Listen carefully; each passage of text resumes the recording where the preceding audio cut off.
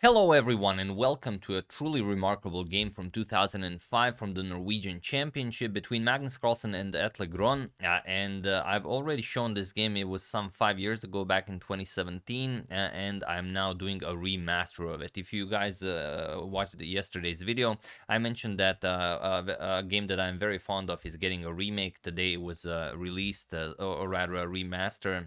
So the Chrono Cross has been released, and while I didn't expect all that much, I did expect a higher frame rate. So that's something that, I mean, 15 frames per second, that's just no way to live life in 2022. So I don't know. I don't know how I feel about this, but okay, I mean, they do what they want to do, but still 15 frames per second, not all that great. So while I'm not going to be replaying it anytime soon, I'm probably going to wait if maybe someone cooks up a homemade 60 fps version. I did decide to show you this game, but now in 60 frames per second, because my videos back then when this game was first shown on the channel were at only 30 frames per second. So now I'm showing it at 60 frames per second. If you guys want to check out the original version, feel free to do so. It will be the first link in the description below. But now let's check it out, as it's one of the greatest checkmates you've basically ever seen. So you might have seen this game, but like I said, if you've seen it on this channel, it was like 5 years ago. So let's dive straight into it. 2005, a Norwegian Championship. Magnus has the white pieces. This is round 9, and he opens with knight to f3. He goes for the Reti opening, and here d5. We have d4, knight to f6, c4, and c6. So far we are playing the Slav defense, knight to c3, and e6. Now transposing into the Semi-Slav. We have bishop to g5, the anti-Meran Gambit, and now h6, challenging the bishop here, bishop to h4, and this is a perfectly normal position that you might encounter in 2022, but here probably d captures on c4 will be played. This is known to be the absolute best move. Also bishop to e7 is popular, g5 is popular, but the move that Atle played here, and that is queen to b6, is not the best one, and it's only been played a handful of times after this game. And okay, Magnus plays queen to c2, he defends his b2 pawn. And now comes knight to e4. Okay, you're challenging the knight here. Point is that if Magnus were to grab the knight on e4, then it's not going to be all that great. Especially if you capture the pawn, then you lose the pawn on b2. And now, what do you play here? Rook to b1. Okay, you attack the queen. Queen c3 check, and already black is without any serious problems. Knight e2, you can play bishop to b4, and black is doing great here. So Magnus continues developing with e3. Now the bishop is ready to come into the game. And here, bishop to b4, and it is already now, as of move 8, that this position has never been reached again, and as you'll see, for good reasons. White is pretty much already winning, but you have to play it very precisely, and Magnus does. He plays bishop to d3.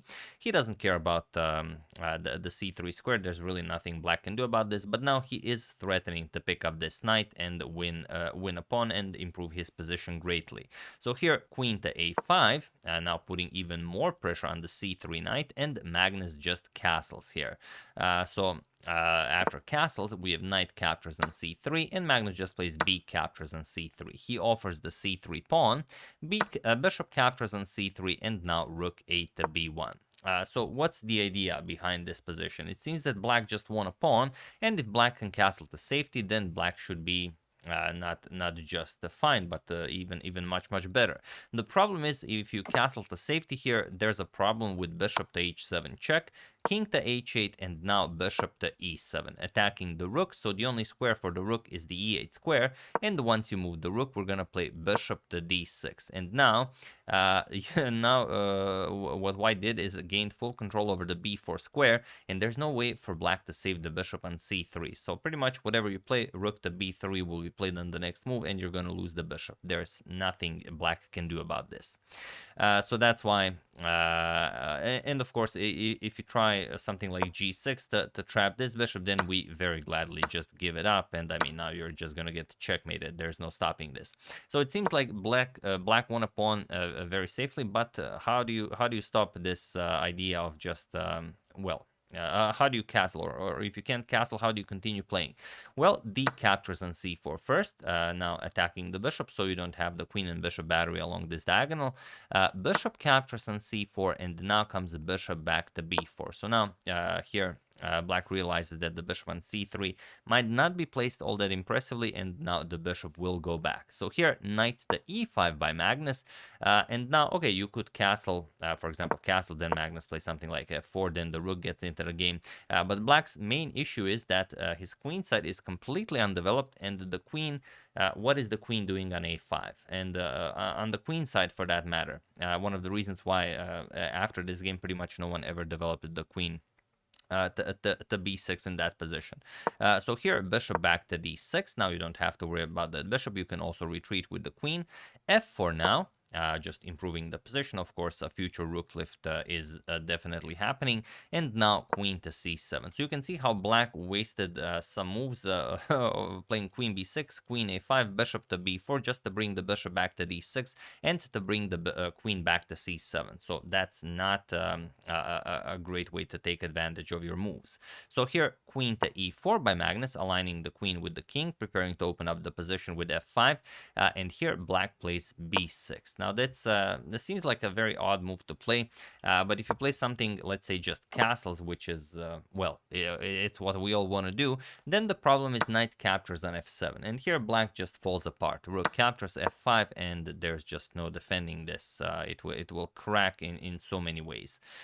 So after queen to e4, b6 was played, but now, or rather, okay, you don't have to castle. Maybe you could play f5, but this is still very, very hard to play. The queen has to go back now, but even after castles, you're going to play e4, and the position will open up. So not a lot of fun. So for example, king h7, you want to get the king out of this diagonal. E captures, and now something like queen h5 going after the g6 square. Not much for black to do. You're going to have to eliminate this knight as it controls the g6 square. F captures, Magnus will get the passed e pawn. The bishops control e6 and e7. Queen controls e8, so this will be a very one-sided game.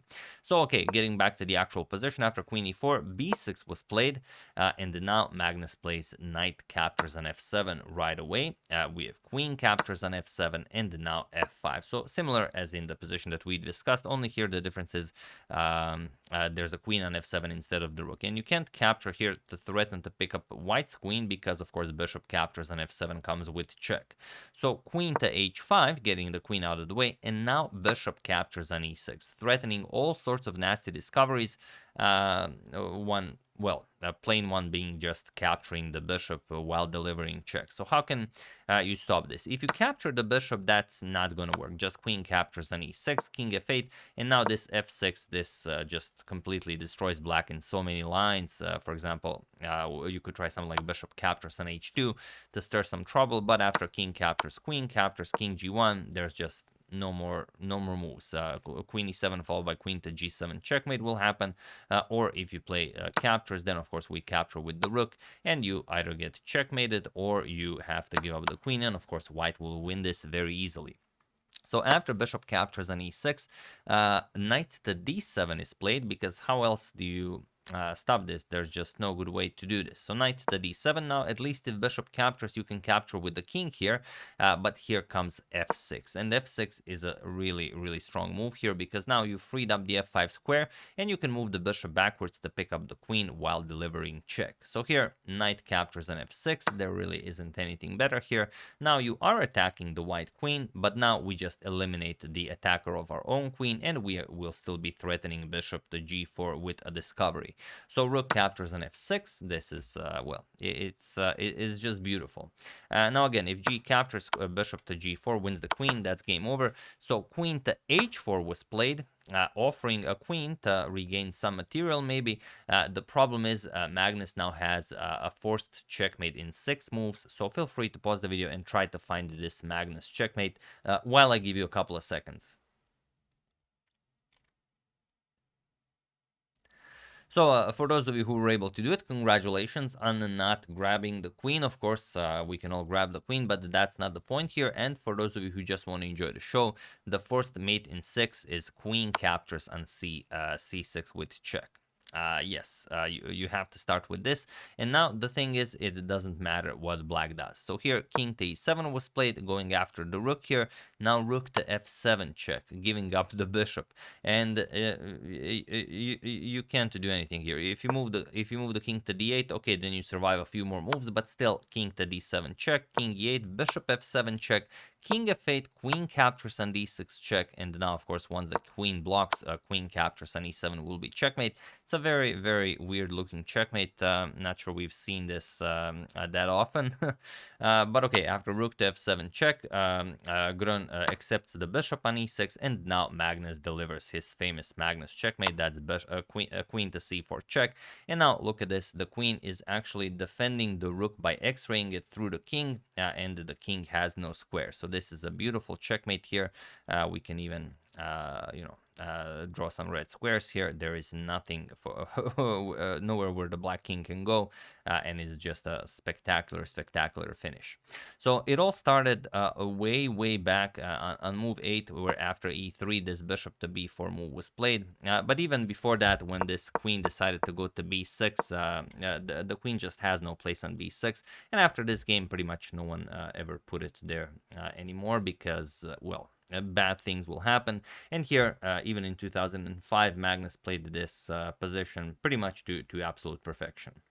So yeah, I hope you guys enjoyed this brilliant game in 60 frames per second, no less. I would like to wish a very happy birthday to my bro Vikram Raugapathy, and I would like to thank OpenSea Smoky Dule, OpenSea Smoky Dule, and Dan Averbuk for your contribution to my channel. Thank you a lot, I really appreciate it. As usual, you can check 2 of my previous videos here. Thank you all for watching, and I will see you soon, continuing the coverage of anything that's happening in the chess world, and of course checking up on your wonderful suggestions.